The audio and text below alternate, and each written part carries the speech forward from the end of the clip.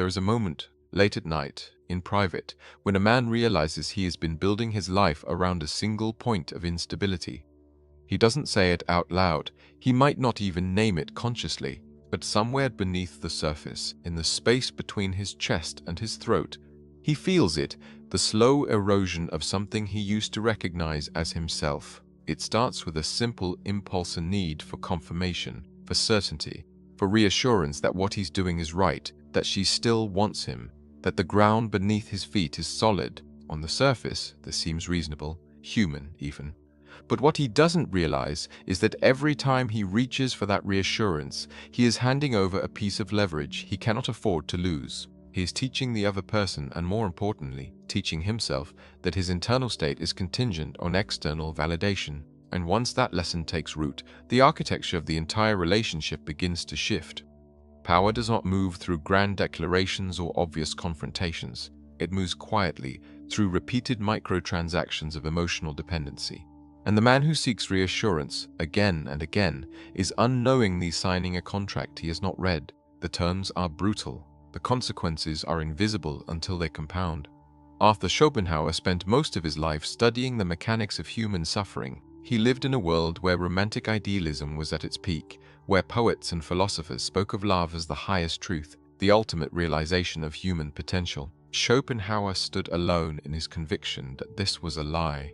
Not a noble lie, not a useful myth, but a biological trap dressed in the language of transcendence. He argued that what we call love is nothing more than the will-blind, impersonal, evolutionary force expressing itself through individuals who mistake its directives for their own desires.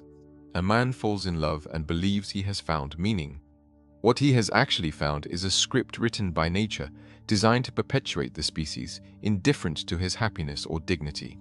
Schopenhauer saw this clearly because he refused to romanticize his own suffering. He understood that the moment you place your inner peace in the hands of another person, you have entered a game you cannot win, because the reassurance you seek is not a resource that can be given once and retained.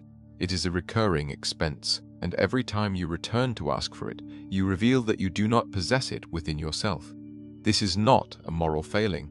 It is a structural problem. And in the architecture of desire, the man who needs constant reassurance is the man who has built his foundation on sand.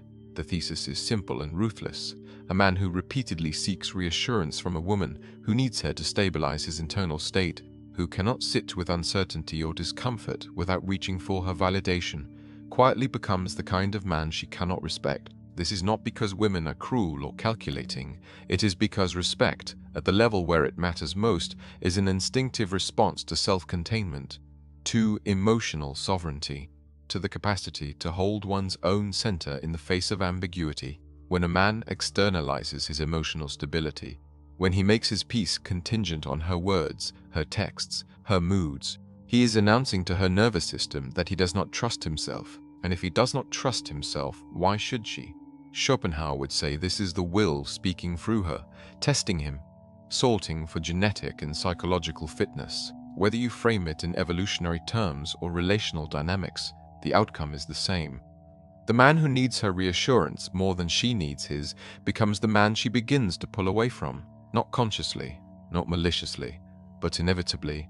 Consider the man who wakes up in the middle of the night and checks his phone, not because he needs to know the time, not because he's expecting an important message, but because she hasn't replied in 6 hours. The silence is starting to feel like a verdict. He scrolls through their last exchange, rereading his own words, analyzing tone, looking for mistakes. He considers sending a follow-up, something light, something that gives her an easy entry point back into the conversation. He types it out, deletes it, type it again. He tells himself this is normal. People check their phones, that he's just being considerate.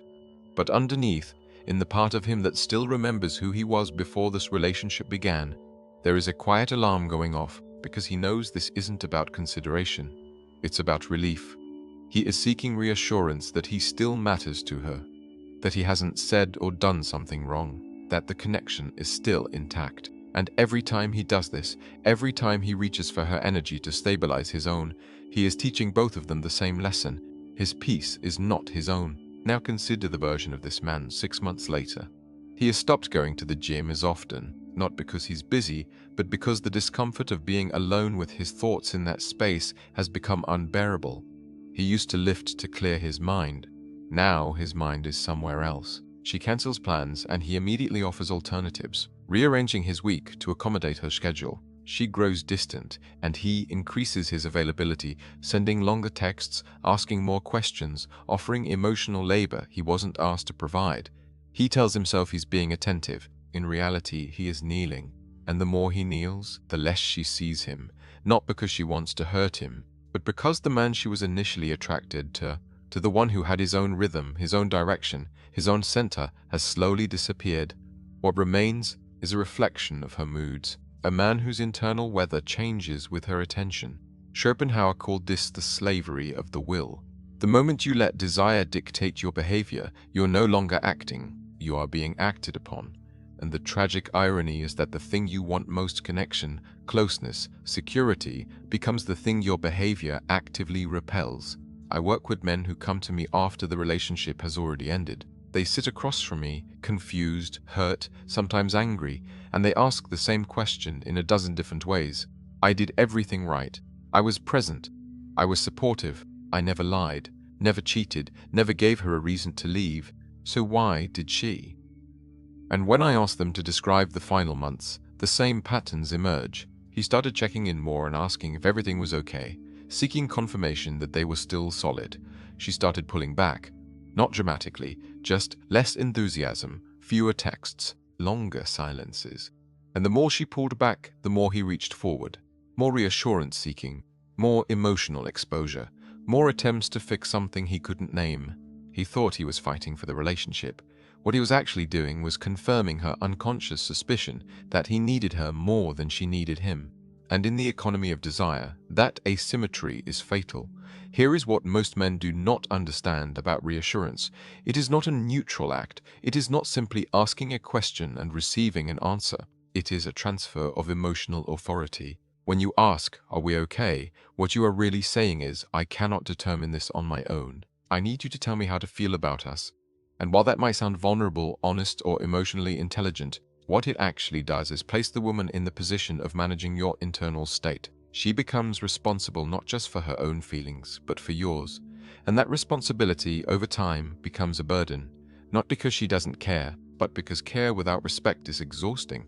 She begins to feel like your emotional mother, and no woman, no matter how kind or patient or understanding, can sustain sexual attraction to a man she has to emotionally parent. Schopenhauer understood this dynamic at a level most people refuse to see. He wrote that the man who cannot endure solitude, who cannot sit with his own mind without distraction or validation, is a man who will destroy every relationship he enters, because he is not bringing himself to the relationship, he is bringing a void and expecting the other person to fill it. And voids, by definition, are insatiable. You can pour reassurance into them endlessly, and they will never be satisfied, because the reassurance is not the real need. The real need is for the man to build his own center, to develop the capacity to hold his own emotional state without externalizing it, to stop using the relationship as a mirror and start using it as a meeting between two sovereign individuals. But most men never arrive at this understanding. They stay trapped in the same loop, seeking reassurance, receiving it temporarily, feeling relief, then needing it again a few days later. And each cycle trains the woman to see him as less than he is, not because she's shallow, but because her instincts are older and more honest than her conscious mind. Now, zoom out. This is not just an individual problem. This is a civilizational pattern. We live in an age where reassurance has been industrialized. Social media platforms are designed to deliver it in micro-doses, likes, comments, views, notifications. Every ping is a hit of external validation, a brief confirmation that you exist, that you matter, that you are seen. Men and women alike have become addicted to this feedback loop. But men face a unique version of the trap, because while women can often rely on baseline social and sexual attention simply by existing in digital spaces, men do not have that luxury. A man's value in the modern sexual marketplace is not assumed. It must be demonstrated, earned, proven, and the more the culture tells him that traditional demonstrations of value, strength, stoicism, provision, leadership are toxic or outdated, the more lost he becomes. He is told to be vulnerable, to open up, to express his feelings, and when he does, he discovers that vulnerability without strength is not attractive. It is repellent. So he reaches for reassurance from women, from friends, from strangers online. And every time he does, he reinforces the very insecurity he is trying to escape. The cost of this pattern is not abstract. It is material, relational, and existential. Men who build their lives around the need for reassurance from women lose their mission, not because the mission disappears, but because they stop feeding it. They stop taking risks. They stop creating. They stop pursuing the projects and disciplines that once gave them a sense of direction. Because all of that requires discomfort, and discomfort is the thing they are now trying to avoid. So they stay in jobs they hate because quitting would create uncertainty. They avoid difficult conversations because conflict might lead to rejection. They maintain relationships that are slowly killing them because being alone feels worse. And in the background, quietly, their self-respect begins to erode.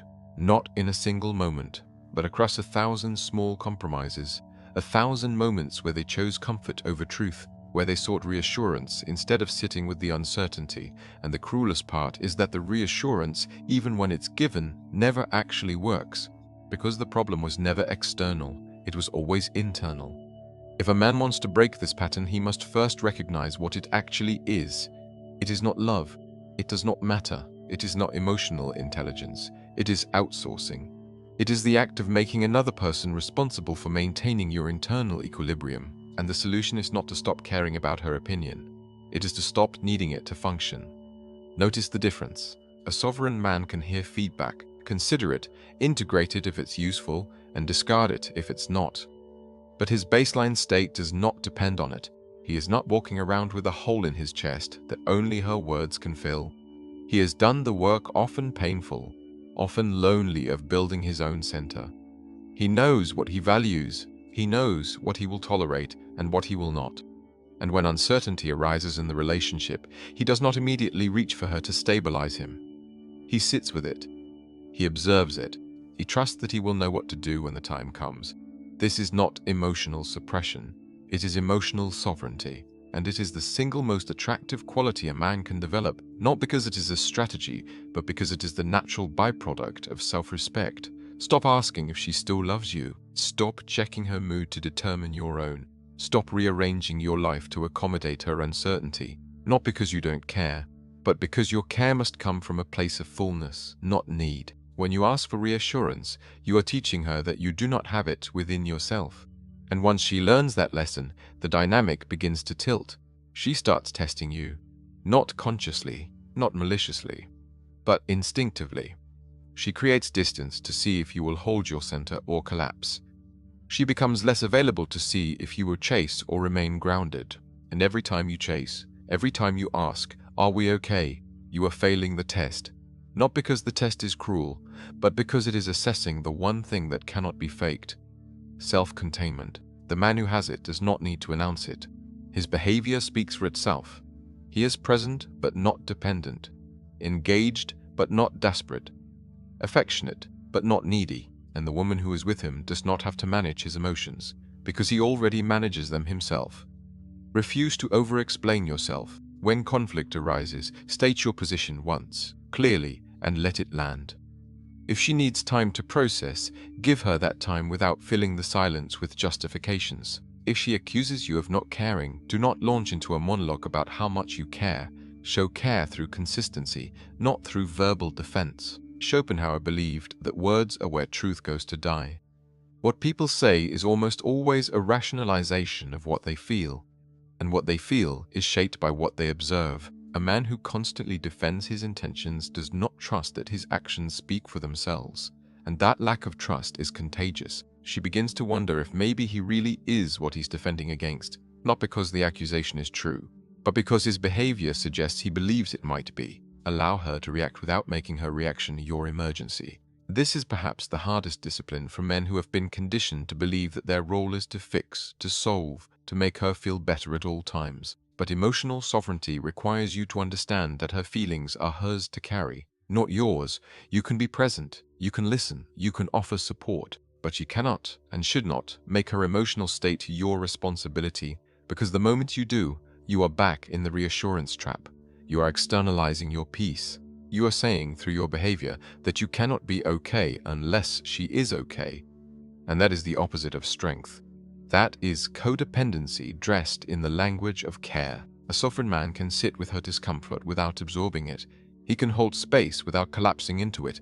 And this, paradoxically, is what allows her to respect him, because he is not reacting to her. He is responding from a place of groundedness. And groundedness in a world of emotional chaos is rare. Begin to move as if your mission is non-negotiable, not your relationship, your mission, the thing you are building, the discipline you are cultivating, the project that will outlive your current emotional state. Most men abandon their mission the moment a relationship gets serious. They tell themselves they are making space for her. In reality, they are making space for dependency, because a man without a mission is a man without direction, and the man without direction will inevitably look to the woman to provide it. He will start organizing his week around her availability. He will start measuring his success by her approval. And slowly, imperceptibly, he will become a satellite, orbiting her gravity and no longer generating his own. Schopenhauer would say this is the moment the will has won, the moment you have mistaken biological attraction for existential purpose. And the only way to break free is to reclaim the thing that was always yours, your time, your attention, your labor, your discipline. Not in opposition to her, but in the service of the man you are trying to become. And if she cannot respect that, if she requires you to shrink your mission to validate hers, then the relationship is not built on respect. It is built on control. And control, no matter how gentle, is the death of desire. There are two futures available to the man who is reading this. In the first, he ignores everything written here. He tells himself that his situation is different, even though it doesn't apply to him, that his need for reassurance is justified, because his relationship is uniquely difficult, or because she is uniquely confusing, or because the modern world is uniquely hostile, and maybe all of that is true. But none of it changes the dynamic. He will continue seeking reassurance. She will continue pulling away. He will interpret her distance as a problem to solve, and he will solve it by offering more of himself.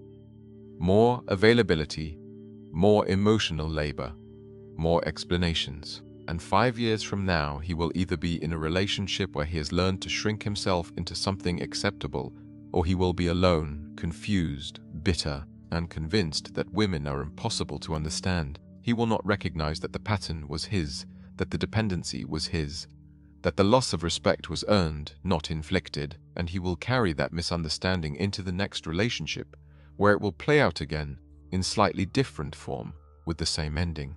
In the second future, he takes this as an initiation. He recognizes that the discomfort he feels when he does not receive reassurance is not a signal to reach outward. It is a signal to go inward, to ask himself why he needs external confirmation in the first place. To begin the slow, unglamorous work of building his own center, he will spend more time alone, not because he hates people, but because solitude is the only place where he can hear his own voice clearly. He will stop explaining himself to people who have already decided not to understand him. He will let relationships end when they need to, without begging, negotiating, or trying to convince someone to stay. And over time, something will shift, not in the world, in him. He will notice that he no longer checks his phone with the same urgency.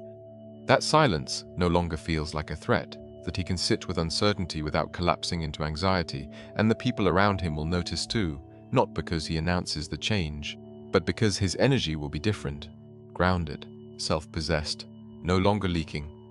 And the women who encounter him will respond to that, not all of them, but the ones who matter, because sovereignty, real sovereignty, is the rarest and most magnetic quality a man can possess, and it cannot be faked. It can only be built one uncomfortable day at a time. A man who seeks reassurance from a woman repeatedly, who cannot hold his own center without her validation, quietly becomes the kind of man she cannot respect. This is not one opinion, it is mechanics, and the only way out is through the thing he has been avoiding: discomfort, uncertainty, the willingness to not know, to not be sure, to sit in the space between question and answer without filling it with desperate reaching. Schopenhauer spent his life arguing that suffering is the default state of existence, that desire is an endless cycle of craving and disappointment. But he also believed that the man who understands this, who sees it clearly and refuses to be ruled by it, gains a kind of freedom that others will never know. Not freedom from suffering, but freedom within it. The capacity to endure, to observe, to choose. And in the context of relationships, that freedom looks like this: the ability to love without needing, to care without dependence, to remain present without collapsing. That is the work, and it is not easy. But it is the only work that matters. If this landed somewhere in you, if you felt it in your chest or your throat, or in the part of you that has been pretending everything is fine, then share it with someone who needs to hear it. Subscribe if you want more of this work, and understand that the path forward is not about becoming cold, closed, or emotionally distant. It is about becoming whole, so that when you show up for someone, you are showing up as a man, not as a wound seeking a bandage. She does not owe you reassurance, and you do not owe her the slow death of your self-respect. The only person who can restore the balance is you. And the work begins the moment you stop reaching outward and start building inward. The man who no longer needs reassurance does not announce it. He stops asking,